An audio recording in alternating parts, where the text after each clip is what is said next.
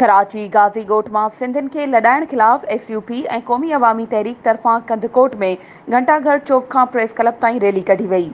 Rally जी अॻवानी दिलमुराद दाहानी, सज्जाद ब्रोही, फिदा मोहम्मदानी, नूर खान सब्ज़ोई, फज़ल सिंधी, छुटो खान जखरानी ऐं ॿियनि जी अॻवानी में रैली कढी वई। रैली में वॾी तादाद में कारकुननि पिणु शिरकत कई।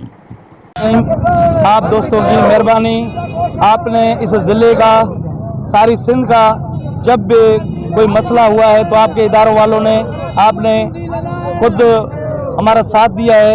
आज ये एहतजाजी मुजाहरा हो रहा है एक्शन कमेटी की तरफ से, कौमी अवामी तहरीक और SUP की तरफ से।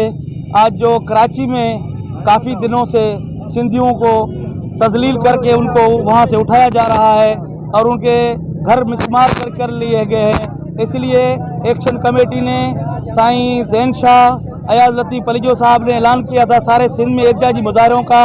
आज ज़िले कश्मीर और कंदकोट में उसकी ये कड़ी है एहतजाजी मुजाहरे का।